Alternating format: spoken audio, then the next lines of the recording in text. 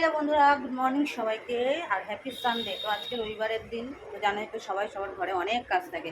তাছাড়া তো রোজই অনেক কাজই থাকে, প্রত্যেক দিনের মতনই রবিবারও কাজ থাকে, কিন্তু একটু এক্সট্রা কাজ থাকে, রান্না বান্নার একটু বেশি বেশি ঝামেলা থাকে। তাছাড়া ঘরে মানে ছুটির দিন থাকলে যা হয় অনেকই কাজ থাকে, আর কিছু বলার নেই। যাই হোক, এখন আমার কিন্তু মানে বাসি কাজকর্ম সব সারা হয়ে গেছে, কিন্তু স্নানও হয়ে গেছে, ঠাকুরকে ধূপ প্রদীপ জ্বালানো হয়ে গেছে। আর এদিকে কিন্তু ছেলে উঠেছে, মানে ছেলে আর ওর বাবা উঠেছে অনেক দেরি করে, ওই জন্য বিছানাটা তোলা হয়নি। দেখো বিছানাগুলো আমার তুলতে হবে, হাফ তুলতে তুলতে মানে উঠে কাজ, অন্য কাজে ব্যস্ত হয়ে গেছে।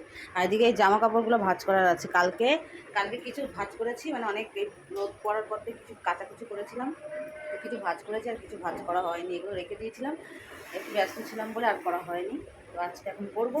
আর ভাতও বসিয়ে দিয়েছি। আর এদিকে ছেলে রেডি হয়ে গেছে, ওর বাবার সাথে একটু যাবে, ওর দাদু বাড়ি ঘুরতে, এখানে দাঁড়িয়ে আছে।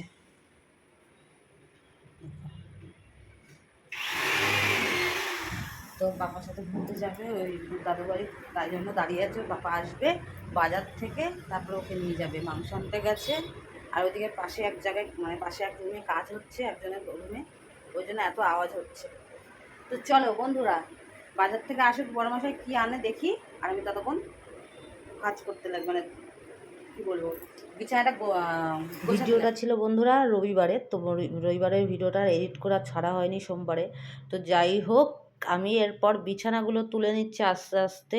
তো বিছানাগুলো সকালে তুলে নিলে কিন্তু ভালো হয়, এক এক সময় উঠে যায়, তাড়াতাড়ি তোলা হয়ে যায়, এক এক সময় আবার হয় না। যে এইগুলো তুলে নিয়ে এবার আমি রান্নার দিকে যাব, মানে রান্নার বাবাকে নিয়ে আসে দেখি আগে। এদিকে আমার ছেলে রেডি হয়ে বসে আছে, ওর পাপা আসলেই যাবে, বাজার থেকে আসলে। এদিকে বন্দুক নিয়ে এসছে, বন্দুকটা নিয়ে একটু আমাকে লাগিয়ে দিতে বললো, এর ভিতর গুলি ভরে যেইটা, সেটা লাগিয়ে দিয়ে একটু ওর সাথে আমি খেলছিলাম।